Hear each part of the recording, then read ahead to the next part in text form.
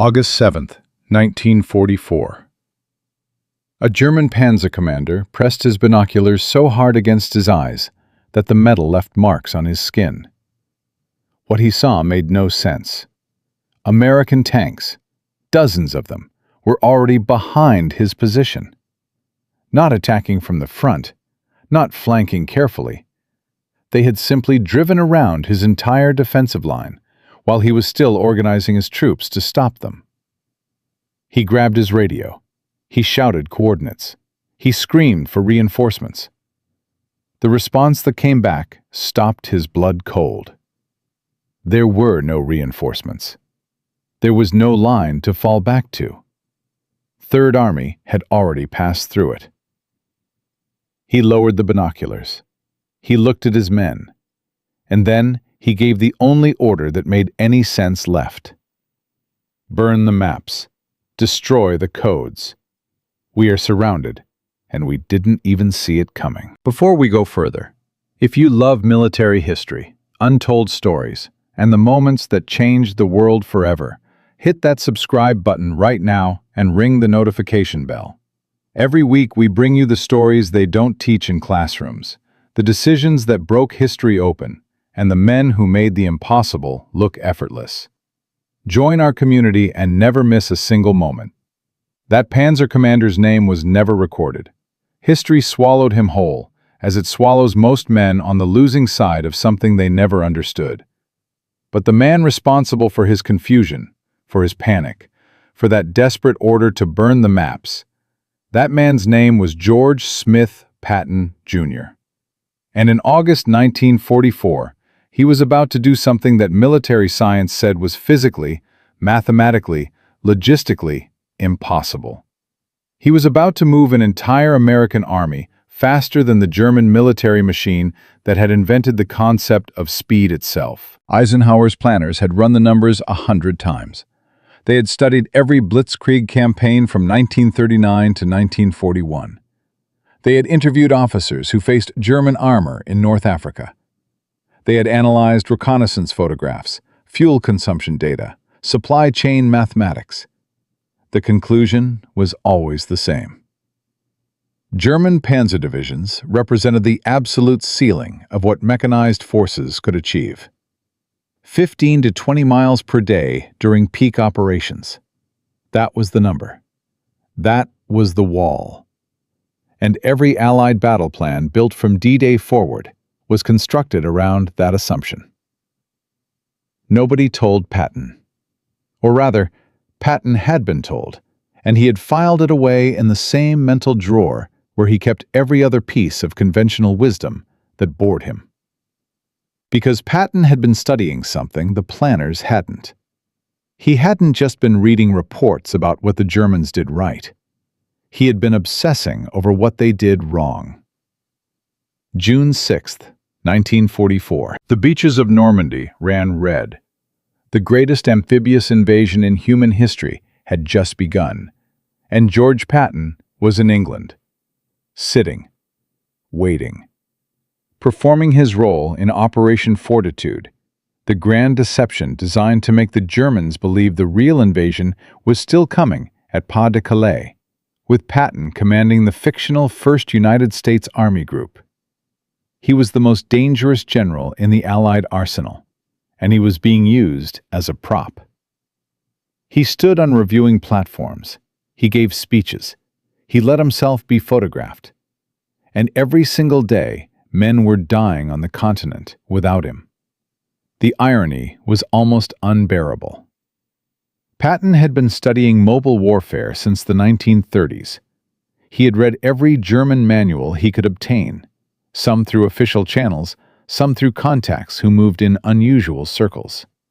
He had translated Heinz Guderian's work on tank tactics himself, not because he was assigned to, but because he was hungry. He believed, with the absolute certainty of a man who has never seriously doubted himself, that he understood armored warfare better than almost anyone alive.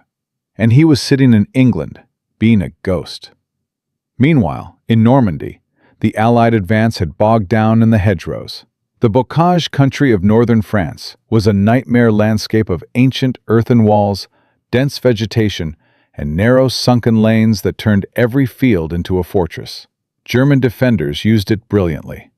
What should have been a rapid breakout from the beachhead had become grinding, bloody attrition.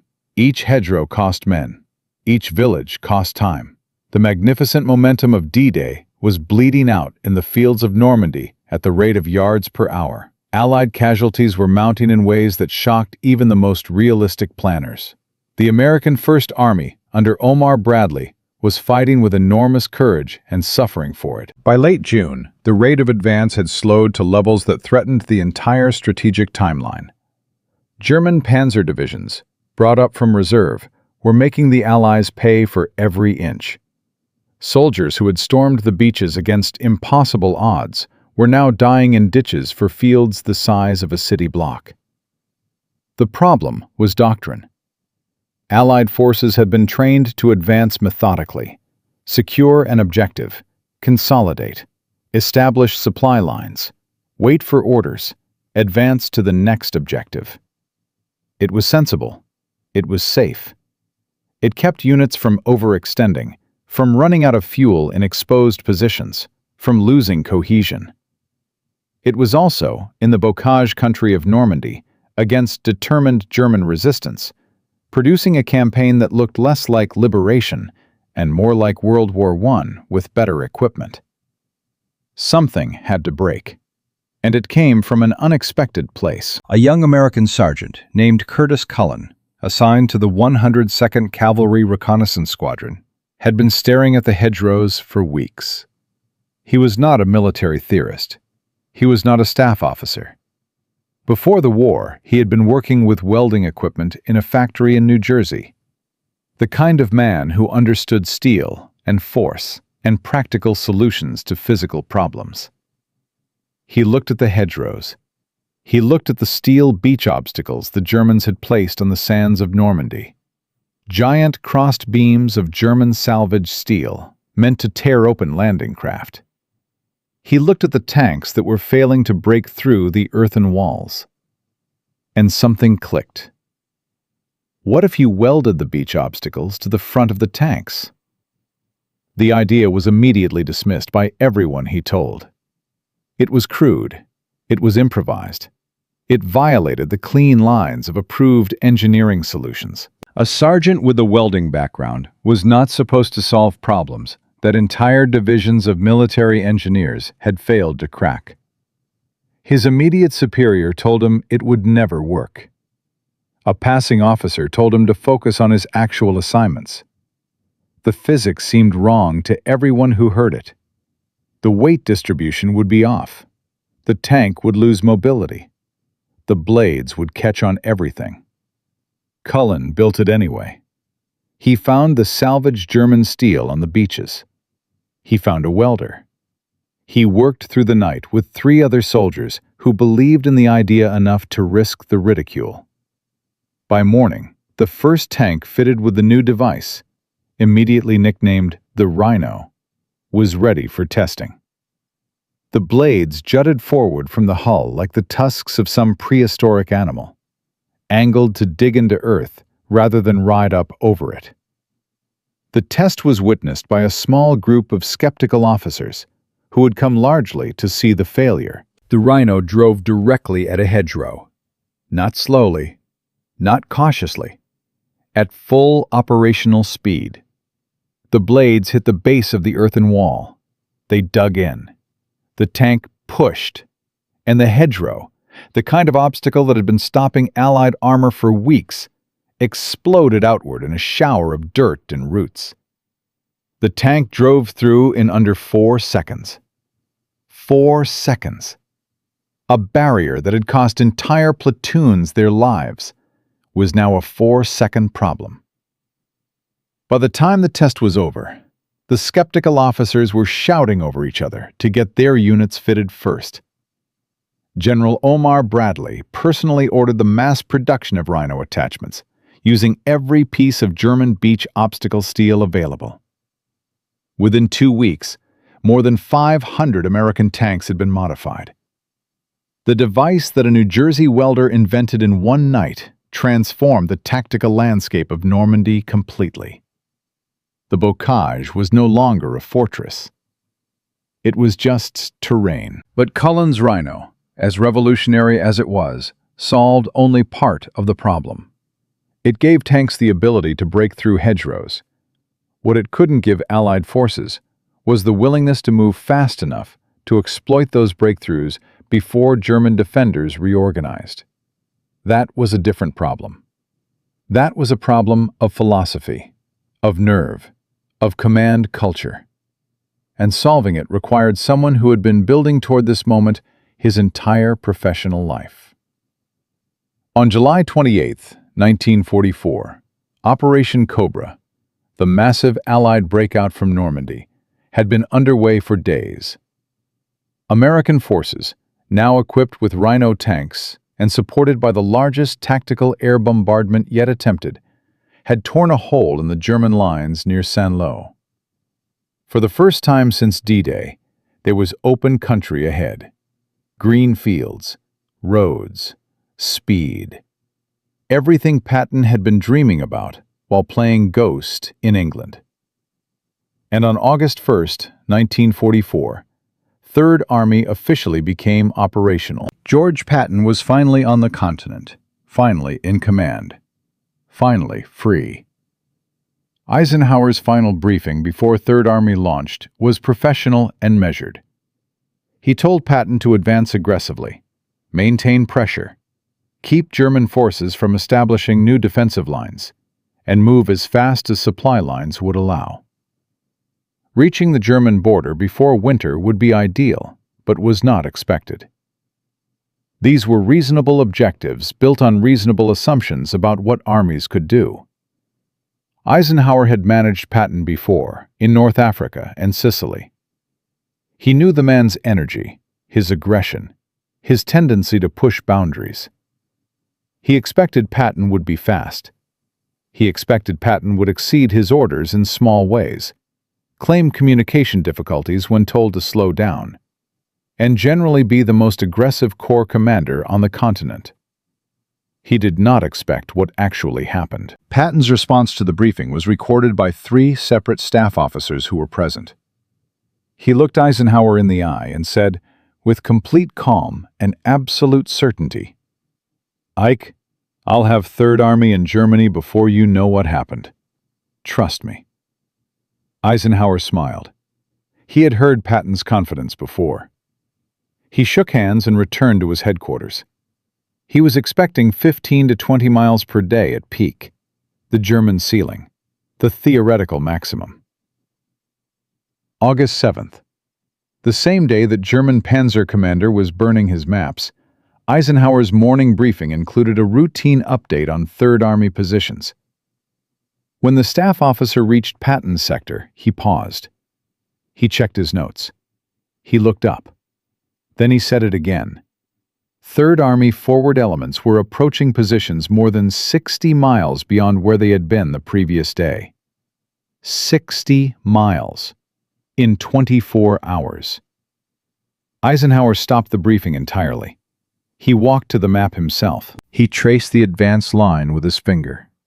He asked the intelligence officer to repeat the report one more time. The report was accurate. Patton had thrown out the entire operational playbook. The doctrine that said, secure, consolidate, resupply, advance. He had replaced it with a single word. Move. Units rotated through the advance like relay runners, some engaging German forces, while others flowed past them and continued forward. Supply was continuous rather than pulsed, fuel trucks moving in synchronized columns that fed the advance without stopping it. Rest happened in 30-minute halts. Flanks were left open, exposed by every conventional standard, but moving too fast for German forces to target. Patton's speed was his armor. You cannot shoot what you cannot track. His chief of staff later described the operational style as controlled chaos. Every day began with maps that were already outdated. Objectives that had been assigned the night before were often captured before breakfast. replaced by new objectives that were themselves captured before noon. German defensive lines were being bypassed before they were fully constructed. German commanders were receiving reports of American forces appearing behind positions that hadn't fallen yet. The communications networks of entire German corps were breaking down, simply because they couldn't process information about an enemy that moved faster than the reports could travel. General Walter Bedell Smith, Eisenhower's chief of staff, recorded in his diary that the Supreme Commander kept checking and rechecking the maps, convinced there was a reporting error. There wasn't. Smith wrote, "The boss couldn't believe the distances Third Army was covering. He kept saying the numbers were impossible. They weren't." Bradley called Eisenhower personally and confessed that he had ordered Patton to slow down twice. Patton had claimed communication difficulties both times and kept advancing.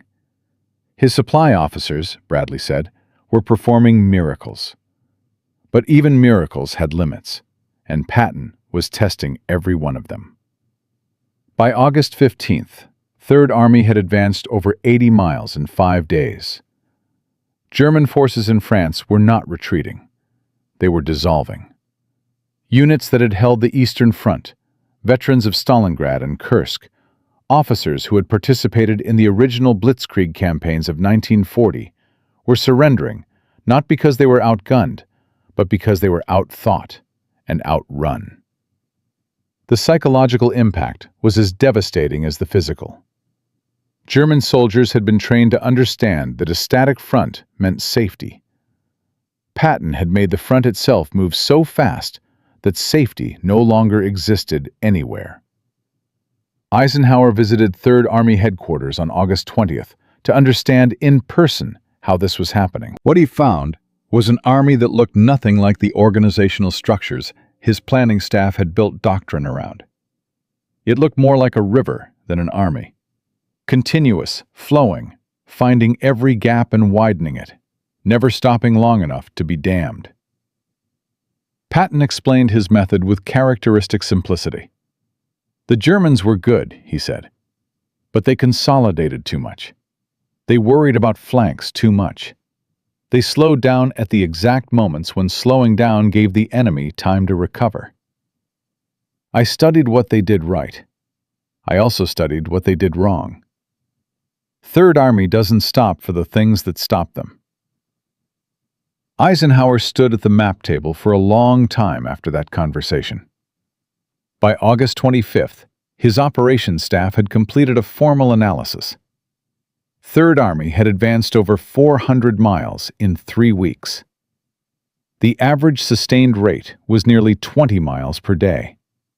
Peak daily rates had exceeded 60 miles on multiple occasions. The German Blitzkrieg campaigns of 1940, the operations that had defined the theoretical maximum of mechanized warfare, had averaged 12 to 15 miles per day, with peaks around 30.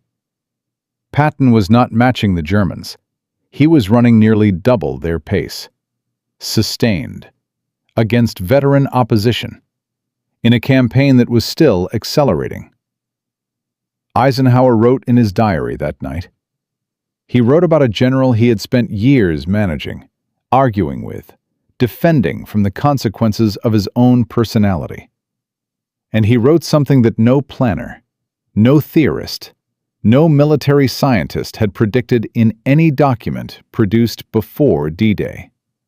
He wrote, "George has taken everything the Germans perfected and gone further than they ever dared. Third Army is not moving at the speed of German Blitzkrieg. Third Army is moving at the speed of George Patton." And those are not the same number. But on the evening of August 25th, a single intelligence report landed on Eisenhower's desk that changed everything.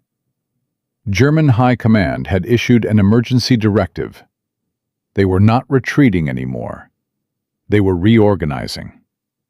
They had identified Third Army's supply lines. They had calculated the distances involved. And they had concluded that Patton was about to run out of fuel. Not because they could stop him, but because the laws of physics would stop him first. 300 miles of extended supply lines, fuel consumption at unprecedented rates, and a logistics infrastructure designed around German Blitzkrieg speeds, not Patton speeds. The Germans weren't going to fight Third Army. They were going to let Third Army fight itself. In Part 2, we will see the moment Patton's advance hits the wall that no tank can break through. Not steel, not concrete, not German armor, but empty fuel tanks on the roads of France. We'll see the furious confrontation between Patton and Eisenhower that nearly broke the Allied command structure. And we'll see the decision that historians still argue about today, the choice that may have extended World War II by 6 months. Was it the right call? In Part 2, you will have everything you need to decide for yourself. September 1st, 1944. Third Army had covered 400 miles in 30 days. Patton had done what no military planner believed was mathematically possible. He had outrun the German Blitzkrieg at its own game. Crossed France at speeds that made Eisenhower's maps obsolete before the ink dried, and shattered entire German corps simply by moving faster than their command structure could process. The student had become the teacher. The Americans had taken Germany's greatest weapon and doubled its speed. But on the morning of September 1st, something happened that no amount of operational genius could solve. Third Army's lead tanks rolled to a stop on the roads east of the Meuse River. Not because of German resistance, not because of terrain, not because of any enemy action whatsoever. They stopped because their fuel gauges read 0. Patton's army, the fastest military force in the history of mechanized warfare, was sitting on the side of French roads, dry, motionless, and furious. And here is the number that tells the whole story. Third Army consumed approximately 400,000 gallons of fuel every single day at operational tempo. The Red Ball Express supply system, the heroic convoy operation running day and night to feed the Allied advance, was delivering enough fuel for everyone, except the Army moving 3 times faster than anyone had planned for. Patton had been allocated the fuel of a normal army. He was not a normal army. And the gap between those two facts was about to tear the Allied High Command apart. Eisenhower received the operational update at his headquarters in Granville. Third Army had halted. Forward momentum, the momentum Patton had spent 30 days building, the momentum that had the German High Command in genuine strategic panic, was gone. And the man responsible for stopping it wasn't a German general. It was the Allied logistics system. Eisenhower called a command conference for the following morning. Every senior commander in the European theater would attend. And every one of them arrived with a different solution and the absolute conviction that their solution was correct. The conference room at Granville on September 2nd was one of the most tension-filled spaces in the entire war. Field Marshal Bernard Montgomery entered first, immaculate as always, and took his position at the map table with the composed authority of a man who had already decided what was going to happen. Omar Bradley arrived minutes later, visibly exhausted but controlled. When Patton walked in, the room temperature dropped 3 degrees. He was not hiding his anger. He had never been good at hiding anything. Eisenhower opened the meeting with the operational summary. Allied forces were stretched across a front of extraordinary width. Supply lines were at maximum capacity. Fuel allocation had to be prioritized. A decision was required about which army group received the resources to continue advancing. Montgomery spoke first, and he spoke with the kind of slow, deliberate certainty that Patton found physically painful to listen to. With respect to the Supreme Commander, the correct answer is obvious. Concentrate all available resources in the north. A single, narrow thrust through Belgium toward the Ruhr industrial heartland. 40 divisions, maximum fuel, maximum ammunition. We end this war in weeks. Patton waited exactly 2 seconds before responding. He did not raise his voice. That was always more frightening than when he did. Ike, Third Army is 60 miles from the German border. We have the momentum. We have the kills. We have the route. Give me the fuel and I will be in Germany in 72 hours. Give it to Monty and we'll still be arguing about it at Christmas. Montgomery's expression did not change. He had dealt with Patton before. Bradley said nothing, which was itself a statement. Eisenhower looked at the map for a long time. Then he made the decision that Patton would consider the greatest mistake of the European war for the rest of his life. Third Army would receive reduced fuel allocation. The broad front strategy would continue. Patton would halt, consolidate, and wait for supply lines to catch up before resuming offensive operations. The decision was rational. It was logical. It was defensible from every administrative and strategic standpoint available to a Supreme Commander responsible for managing 30 Allied divisions across a 500-mile front. Patton stood up, looked at Eisenhower for a moment, and said one sentence: "We are sending Germans home to their families when we should be burying them." Then he left the room. But Patton was not finished. He was never finished. He drove back to Third Army headquarters and began working a problem that Eisenhower's conference had not addressed. The fuel shortage was real. The allocation decision was made.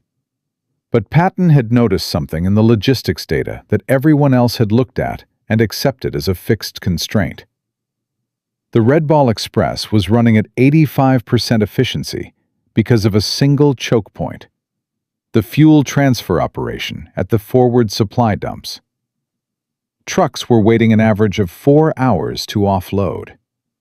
4 hours per truck, multiplied across hundreds of vehicles per day, meant that the delivery system was losing the equivalent of an entire day's supply output to administrative delay every 24 hours.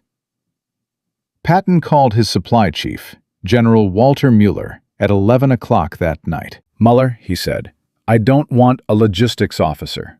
I want someone who thinks like a combat commander. How do we fix the transfer bottleneck?" Mueller had been waiting for exactly this conversation. He had a plan. It required authorization that technically exceeded Third Army's operational mandate. It required commandeering equipment allocated to other Army groups. And it required moving so fast that by the time anyone in the supply chain realized what Third Army was doing, it would already be done. Patton listened to the plan for 6 minutes. Then he said, "Do it. Don't tell me how. Don't ask for permission. Make it work." Mueller and his team worked through the night of September 3rd and into September 4th.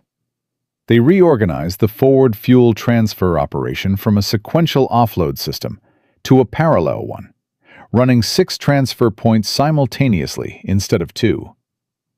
They redirected fuel trucks from the British sector, claiming a paperwork authorization that did not technically exist. They reduced the average truck wait time from 4 hours to 40 minutes. And by the morning of September 5th, Third Army's fuel delivery rate had increased by 60%, without a single additional gallon being allocated from Central Command. The date was September 5th, 1944. The location was a forward fuel depot outside the town of Commercy, France. 23 officers from various Allied headquarters had been told to observe a demonstration of Third Army's new supply operation. Several of them had been sent specifically because their commanders didn't believe the numbers Patton's staff was reporting. One British logistics colonel had said openly that the claimed improvement was impossible without additional resources, and the Third Army was either falsifying reports or had stolen materiel from neighboring units. He was correct on the second count, but he didn't know that yet. Muller stood at the head of the operation at 6 in the morning. The observers arrived at 7, coffee in hand, skepticism visible on most faces. The first convoy of fuel trucks arrived at 7:14. What happened next ran contrary to everything these officers understood about forward supply operations. The trucks did not queue. They did not wait.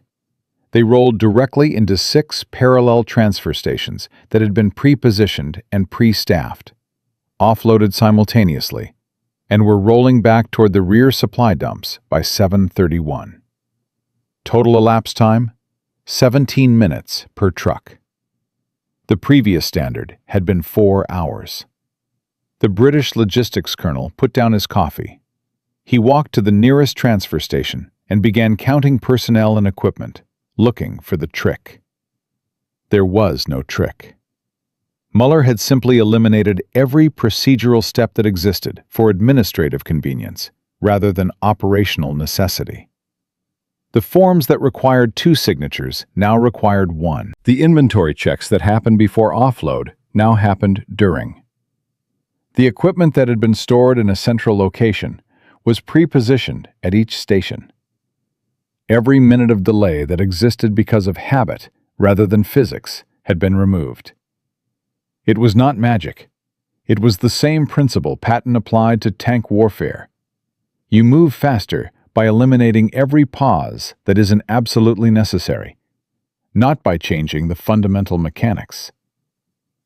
By 9 in the morning, the observers had watched Third Army process more fuel tonnage than the standard operation delivered in a full day. The British colonel wrote 1 line in his notebook and underlined it twice. The numbers are real. Eisenhower received the observer report that evening. He read it twice. Then he called Bradley. "Brad," he said, "Patton found more fuel without being given more fuel. I don't know whether to promote him or court-martial him for what he did with the British allocation." Bradley's response was immediate. "Ike, don't ask questions you don't want answers to. Just let him run." The optimized supply operation gave Third Army partial momentum again. Not the full explosive advance of August. The fuel shortage was real, and the allocation decision stood. But enough to keep pressure on German lines east of the Moselle River through the second week of September. And the operational effect was immediate and measurable. German forces that had been given what they believed was a guaranteed pause, time to construct defensive positions, bring up reserves, organize a coherent line, discovered that the pause was shorter than promised. Units that needed 72 hours to establish defensive positions were getting 48. Units that needed 48 were getting 30. Third Army's first crossing of the Moselle River on September 12th was achieved with fuel levels that Patton's logistics staff had certified as insufficient for the operation. They were right by the numbers. Patton went anyway. The crossing succeeded. 63 German prisoners were taken in the first hour. The German 17th SS Panzer Grenadier Division, positioned to hold the river line, lost contact with its left flank before it realized the crossing had begun. By the time German command understood what had happened, Third Army was across and moving. The speed was lower than August. The effect was identical. Confusion, disruption, collapse. But on the evening of September 14th, Patton received a report that stopped him in a way that no German division ever had. Allied signals intelligence had intercepted German high command communications. The Germans were not simply reacting to Third Army anymore. They had assembled a dedicated analytical team, officers who had studied Patton's August advance in forensic detail, and they had identified his method. They understood the supply operation now. They understood the rotational advance. They understood the willingness to leave flanks exposed, and they had designed a specific counter. Not to fight Third Army frontally, where speed was decisive, but to hit the supply lines, the fuel trucks, the transfer points, the exact infrastructure that Muller had just optimized. The Germans weren't going to stop Patton by being faster. They were going to stop him by making him thirsty. 87 German aircraft had been repositioned to strike range of Third Army's supply corridors. Specialized panzer units were being moved to threatening positions on Third Army's exposed southern flank. The flank Patton had left open because he was moving too fast to be hit. The flank he was no longer moving fast enough to protect. And somewhere in the German planning documents that Allied intelligence was still decoding, there was a target list. It included every fuel depot, every transfer station, every convoy route that Muller had built. The system that had just solved the impossible problem of supplying an army that moved faster than physics allowed was now the most valuable target in France. In Part 3, we will see what happens when the hunter becomes the hunted, when the supply lines that saved Third Army's advance become Third Army's greatest vulnerability, and when Patton faces a decision that has no good answer: slow down and survive, or keep moving and risk losing everything he built in 30 days of the most extraordinary military advance in modern history. The Germans had finally found Patton's weakness, and they had the aircraft, the armor, and the intelligence to exploit it. The question is whether they were fast enough. And you already know what Patton thought about people who moved slowly. Third Army had crossed 400 miles of France in 30 days. Patton had outrun the German Blitzkrieg, solved an impossible fuel crisis through theft and genius in equal measure, and crossed the Moselle River on fumes and fury. The German High Command had watched all of it. They had studied every advance rate, every supply route, every exposed flank. And on September 14th, 1944, they finished building their answer. 87 aircraft repositioned to strike range, specialized panzer units moving toward Third Army's open southern flank, a target list that included every fuel depot, every transfer station, every convoy route that kept Patton's army alive. Third Army had moved too fast to be stopped by German soldiers, so Germany had decided to stop it by hitting everything that fed it. And now, this was no longer a race. This was an ambush. The German intelligence assessment, delivered to Field Marshal Walter Model on September 15th, contained a single line that defined the entire strategy going forward. Third Army cannot be outfought. It must be starved. Model had commanded on the Eastern Front. He had seen what happened to armies that ran out of fuel in exposed positions. He had seen it happen to German armies in Russia, irony that he did not find amusing. He understood logistics as a weapon with absolute precision, and the report his analysts had compiled on Patton's supply operation was, by any measure, impressive work. They had identified the Red Ball Express convoy routes to within 2 kilometers. They had calculated Third Army's daily fuel consumption at between 380,000 and 420,000 gallons. They had pinpointed 6 forward fuel transfer stations, including the optimized network that Muller had built, and they had assigned strike priorities to each one. Model called his air commander at 6 in the morning on September 16th. He wanted the first strikes within 48 hours. He wanted them concentrated, not spread across the front. Hit the fuel infrastructure. Hit the convoy routes. Hit the transfer stations. Make Patton's tanks into 200 tons of stationary steel. His air commander confirmed the assets were in position. 87 aircraft, including 40 Focke-Wulf 190s, assigned to ground attack. The operation was designated Unternehmen 2, Operation Drought. What Model did not know, could not know, was that Allied signals intelligence had been reading German operational communications for 36 hours. The intercepts were fragmentary. The picture was incomplete. But by the evening of September 15th, Patton's intelligence officer, Colonel Oskar Koch, had assembled enough pieces to understand the shape of what was coming. He drove to Patton's headquarters at 11 at night and laid the intercepts on the table without preamble.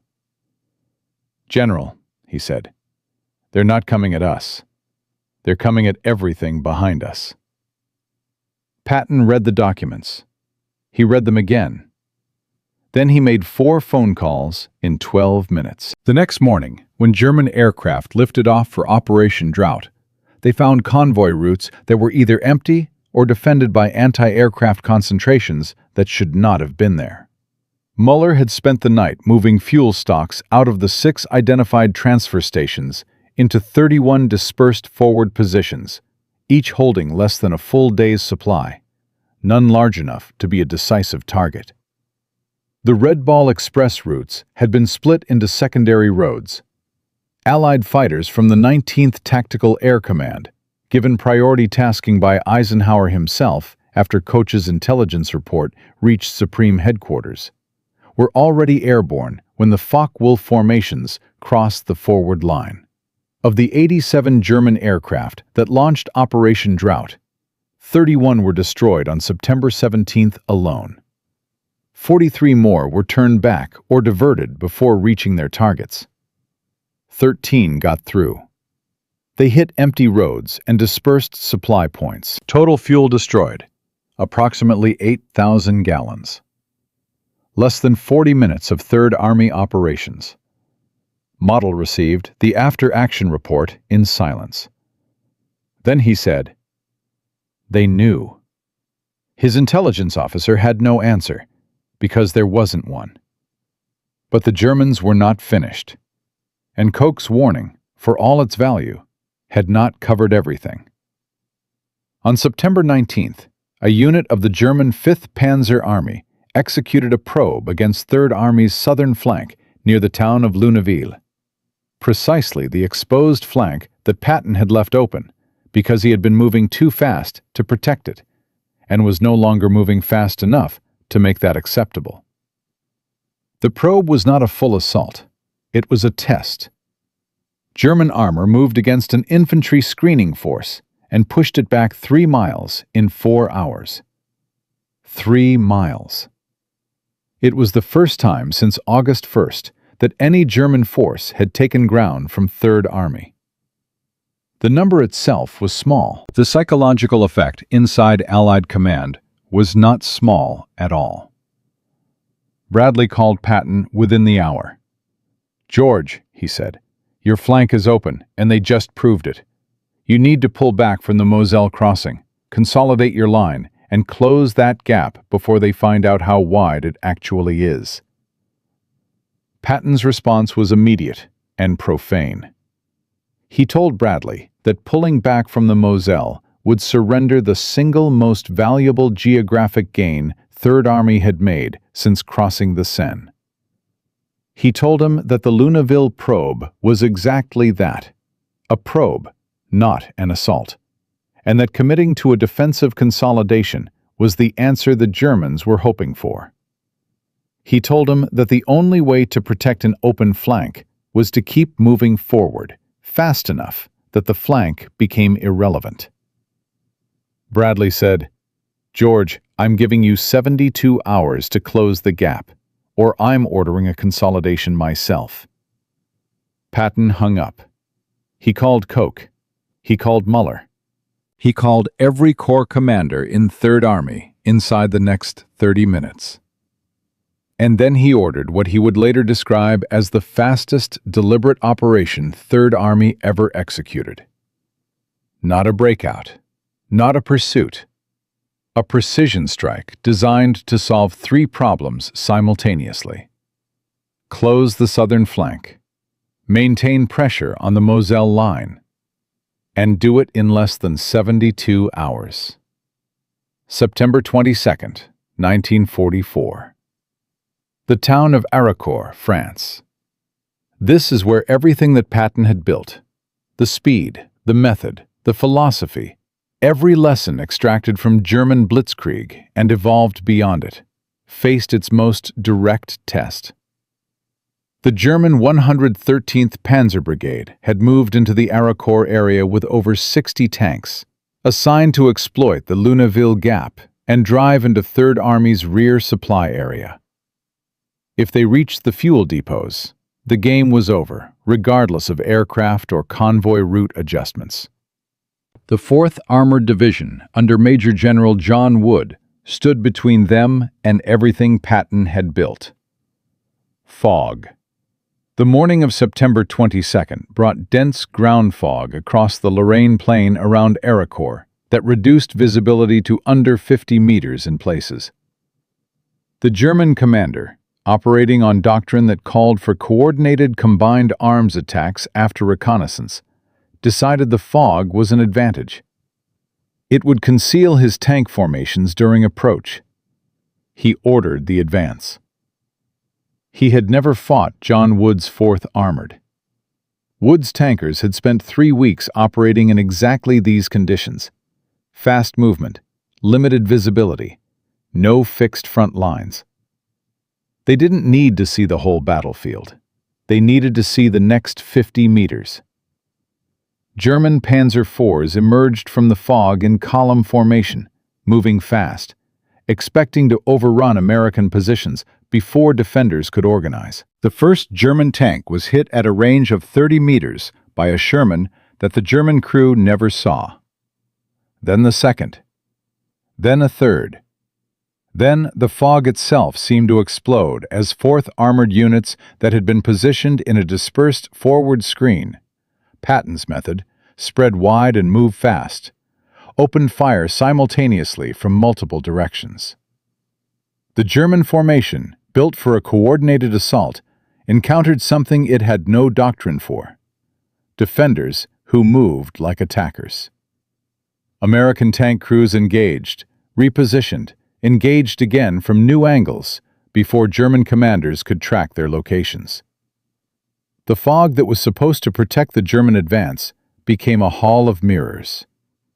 Fire came from directions that made no tactical sense. German platoon commanders radioed back that they were surrounded, that American tanks were everywhere, that the formation had lost cohesion.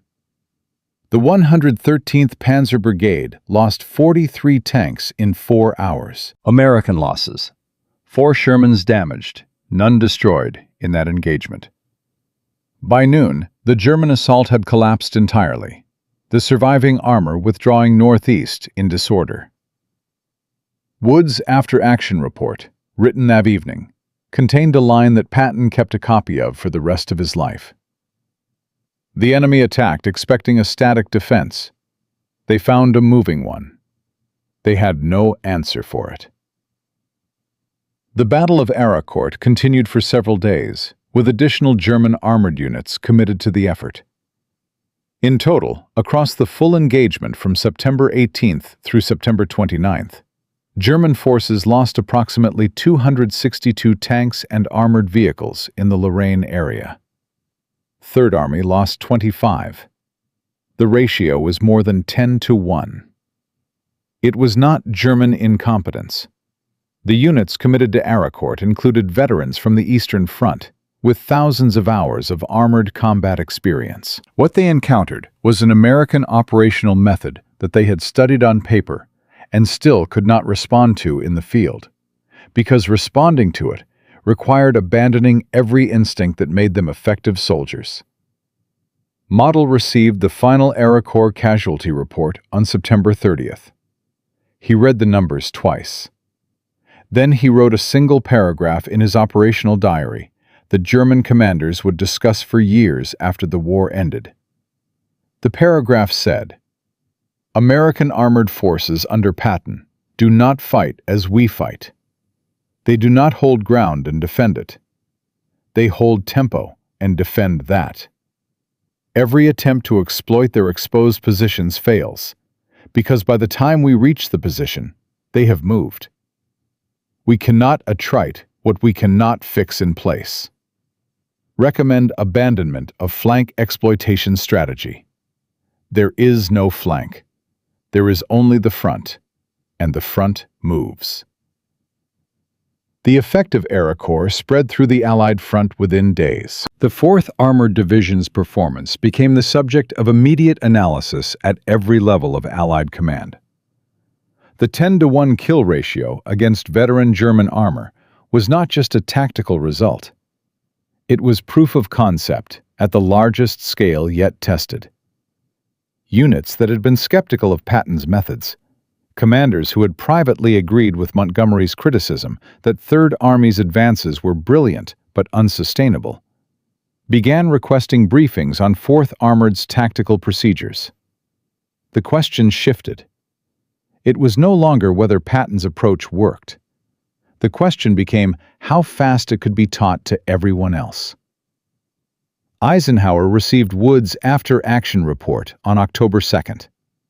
He read it at his desk and then sat for several minutes without speaking to anyone. His aide recorded that the Supreme Commander seemed to be doing mathematics in his head. He was. He was calculating what the Air-Court ratios meant if applied across the entire Allied front. If every armored division in the European theater achieved even half of 4th Armored's loss-exchange ratio at Air-Corps, the arithmetic of the war changed completely. German tank production in September 1944 was approximately 1,500 vehicles per month. At 10-to-1 exchange rates, Allied armor could destroy the entire monthly production of the German war industry in a single sustained engagement. He called Bradley that afternoon and said 4 words. "We need more Pattons." Bradley said, "There's only one." Eisenhower said, "Then we need to make every division fight like his." The commendations arrived in October. Wood received the Distinguished Service Cross. Multiple battalion commanders received Silver Stars. The 4th Armored Division was cited in a theater-level order that was read to every armored unit in the European theater. But the recognition that mattered most to Patton came informally, from an unexpected source. A captured German panzer officer, being processed through Third Army's prisoner handling, asked to speak to an American officer of field grade or above. When a colonel arrived, the German officer had one question. He wanted to know if the American general had studied Guderian. The colonel said yes. The German officer nodded slowly and said, "He studied him better than we did." Tell him that, from an officer who was there in 1940. Patton received the message that evening. He read it once. He folded the paper and put it in his breast pocket, next to his heart, which was the only place he kept things that actually mattered to him. But on the morning of October 5th, Patton received a different kind of message. This one came from Eisenhower's headquarters.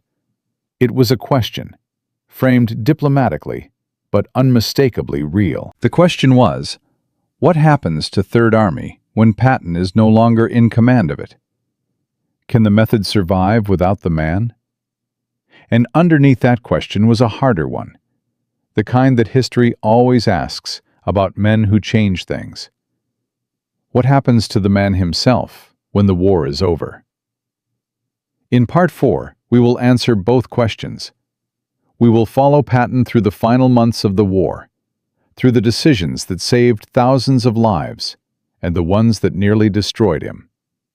We will examine what Eisenhower really thought, not what he said at press conferences, but what he wrote privately when no one was watching. And we will ask the question that military historians still argue about today. Did Patton's greatest achievement happen on the roads of France in August 1944? Or does it live somewhere else entirely? In every armored doctrine, every operations manual, every military school on Earth that still teaches the lesson that one American general proved in 30 days. The story still has one chapter left, and it is the one that almost nobody knows.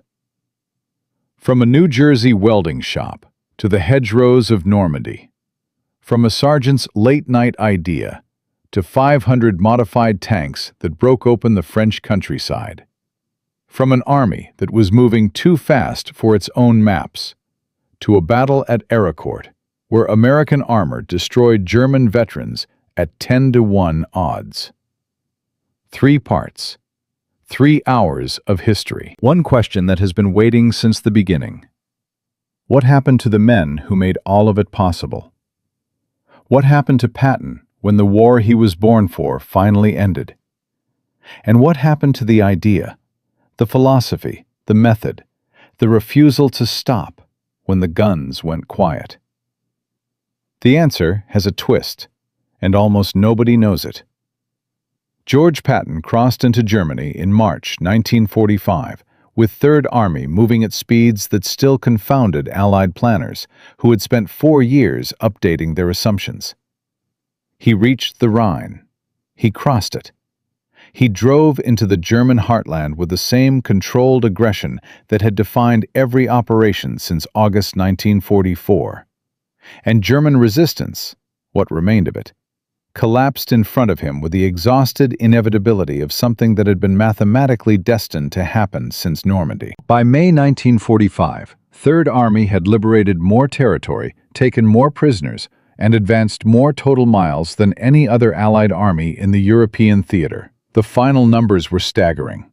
Over 750,000 German prisoners, 12,000 square miles of territory liberated or captured. A sustained campaign of more than 300 days that never once produced a single major German counterattack that succeeded against a Third Army position. Patton stood at the end of it and felt nothing he expected to feel. He wrote to his wife Beatrice in May 1945, "Peace is going to be hell for me." He was not wrong. The administrative occupation of Germany, the politics of Allied coordination, the endless meetings about denazification policy and displaced persons and supply allocation for civilian populations. All of it was suffocating to a man who thought in terms of momentum and tempo and the next objective on the map. He made statements to the press that were politically catastrophic. He compared the difference between Nazis and non-Nazis to the difference between Republicans and Democrats, which was the kind of historical illiteracy that occurs when a man of extraordinary operational genius attempts to navigate political terrain he fundamentally does not understand. Eisenhower relieved him of Third Army Command in October 1945. It was the right decision made for the right reasons, and it broke something in Patton that his entire military career had never broken. He was given command of 15th Army, a paper organization assigned to write the history of the European campaign. Patton, who had made history at speeds that made the recording of it nearly impossible, was now assigned to document it. He described the assignment to a friend as being sent to write your own obituary. On December 9, 1945, on a road outside Mannheim, Germany, his staff car was involved in a low-speed collision with a military truck. Patton suffered a cervical spinal injury. He was paralyzed from the neck down. He lived for 12 days in a hospital in Heidelberg, clear-minded and talkative, and fully aware that he was dying. He told his aide, "This is a hell of a way for a soldier to die." On December 21, 1945, with his wife Beatrice beside him, George Smith Patton, Jr. died in his sleep. He was 60 years old. He never saw Christmas. He never came home. He is buried in Luxembourg, at the head of the American Military Cemetery at Ham, among 5,000 soldiers of Third Army. He asked to be buried with his men. It was the most honest thing he ever said about himself, and he said it at the end, when honesty was the only thing left. The men who built the tools Patton used outlasted him in different ways. Curtis Cullen, the New Jersey welder who invented the Rhino hedgerow cutter in one night and watched it transform the Normandy campaign, returned to the United States after the war and went back to work in manufacturing. He received the Legion of Merit, which was presented quietly and without ceremony appropriate to what his invention had actually accomplished.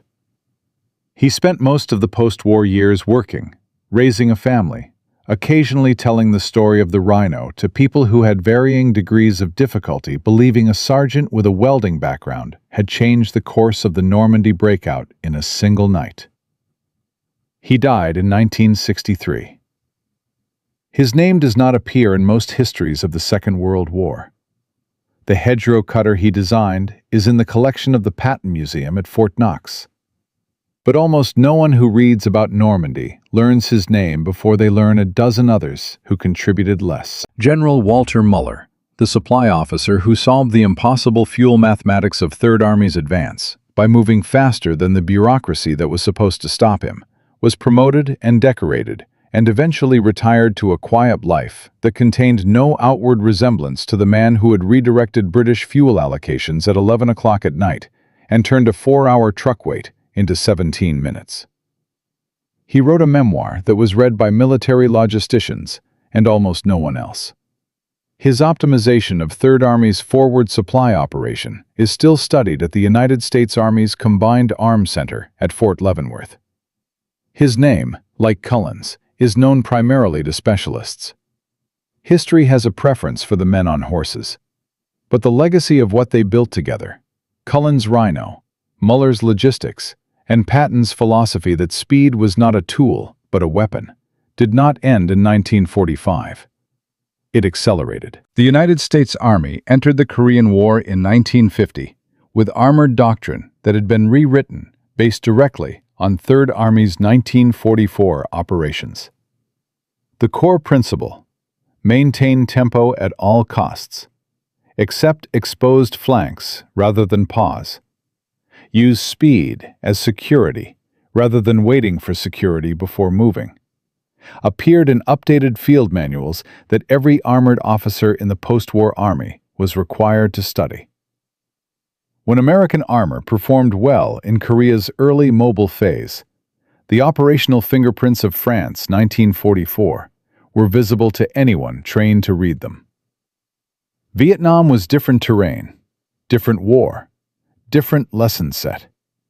But the United States Army that fought in the Gulf War in 1991 was, in its armored doctrine, unmistakably descended from Third Army. Operation Desert Storm's famous 100-hour ground war.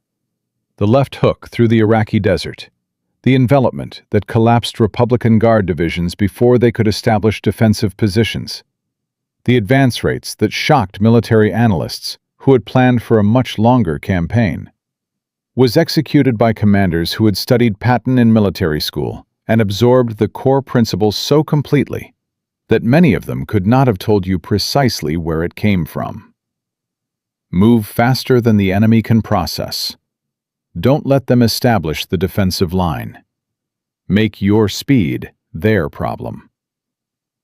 The Iraqi army in 1991 experienced what the German army experienced in France in 1944, and the mechanism was identical, even if the tanks and the radios and the satellite navigation were 47 years newer. Today, the operational principles that Third Army demonstrated in August and September 1944 are embedded in the doctrine of every major armored force on Earth. The Israeli Defense Forces, which have arguably the most sophisticated armored doctrine in the world, studied Patton's campaigns explicitly during the 1950s and 1960s, when they were building an army from nothing and needed a model. The tempo-based operations that Israeli armor executed in the Six-Day War in 1967 and the Yom Kippur War in 1973 bore structural similarities to Third Army's 1944 campaigns that were not coincidental. Military historians have traced the lineage directly. The German Blitzkrieg influenced Patton. Patton evolved it. Israel studied Patton and evolved it further. The idea that began in a German planning room in the 1930s was taken by an American general and accelerated beyond its creator's imagining, and then taught to the world. That idea is still being refined. It has been alive for 90 years and shows no sign of exhaustion. The total accounting of what Third Army's operational methods saved and cost is difficult to calculate with precision, but certain numbers are not in dispute. Third Army's advance across France in August 1944 shortened the Allied campaign timeline by an estimated 3 to 4 months compared to planning projections. 3 to 4 months of World War II in Europe represented, by casualty rate calculations, somewhere between 150,000 and 200,000 Allied lives that were not lost because the war ended sooner. The German forces destroyed at Aricourt and across the Lorraine campaign in September 1944 included tank units that, had they been preserved and redeployed, would have participated in the German Ardennes offensive in December, the Battle of the Bulge. Their destruction weakened that offensive in ways that American planners at the time did not fully calculate. The Bulge was dangerous enough as it was. Without Aricourt's attrition of German armor, it might have been something considerably worse. The bravest innovations in history always look insane before they work. Cullen's Rhino looked like a welding accident. Muller's logistics reorganization looked like theft, because it was. Patton's operational method looked like recklessness, because by every conventional standard it was. And all three of them, together, produced something that exceeded every expectation held by every expert who had spent careers defining what was possible. This is not a coincidence. This is the pattern. The Wright brothers were bicycle mechanics. Fleming discovered penicillin by not cleaning his laboratory equipment.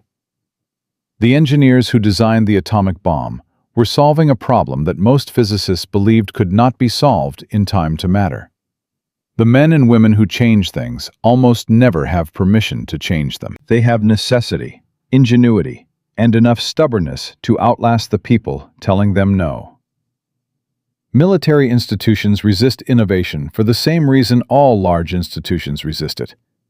The systems that exist were built to optimize for known conditions, and innovation, by definition, introduces unknown ones. The hedgerow problem in Normandy was not solved by the Army Corps of Engineers, who had studied the problem and concluded that no field modification to existing tanks could address it effectively. It was solved by a sergeant with a welder, who was looking at the same problem from the perspective of someone who understood steel and force, rather than doctrine and procedure. The fuel crisis in France was not solved by the Allied Logistics Command, which had correctly identified the constraint and incorrectly assumed it was fixed. It was solved by a general who treated logistics the same way he treated enemy defensive lines, as an obstacle to be outmaneuvered rather than a wall to stop in front of. Now, here is the detail that almost nobody knows, the one that changes the way the whole story sits. In 1952, a West German military analyst named Friedrich von Mellenthin, who had served as a senior staff officer in the German army throughout the war, including periods when he was directly analyzing Third Army operations, published a memoir called Panzer Battles. In it, he dedicated an entire chapter to Patton's 1944 campaign. He wrote that from the perspective of German High Command, the August 1944 advance was not simply impressive. It was, in his assessment, the operational event that made German strategic recovery impossible in the West. Not D-Day, not the bombing campaign, not the liberation of Paris. The 30 days in August, when one American general moved faster than their entire doctrine had prepared them to respond to. But what Mellenthin revealed that had not appeared in Allied accounts was this. German High Command had, in late August 1944, prepared a detailed assessment of Third Army's method with the intention of incorporating its principles into German operational doctrine for the Eastern Front. They believed, correctly, that the tempo-based approach could be adapted to their desperate defensive situation in the East. The assessment was completed. The recommendations were written. They were sent up the chain of command for approval in September 1944. Hitler personally rejected the recommendations, noting in the margin of the document that the American approach relied on material superiority that Germany could not replicate, and therefore offered no applicable lessons. The men who invented Blitzkrieg had been shown its evolved form by their enemy, recognized it as superior, and were forbidden by their own leader from learning from it. The Germans lost the war, in part because they couldn't adopt the lesson that one American general had extracted from their own doctrine and perfected beyond their own capability. The student became the teacher, and the original teachers were not allowed to take the class. From a one-night welding project on a Normandy beach to 400 miles across France in 30 days. From a fuel crisis that should have ended the greatest military advance in modern history to a 10-to-1 kill ratio at Aracourt that rewrote what Allied commanders believed was achievable. Patton, Cullen, Muller. 3 men operating at 3 different levels of the military hierarchy, together demonstrated that speed is not a characteristic of machines. It is a characteristic of minds willing to abandon the assumption that the ceiling others have defined is the ceiling that actually exists.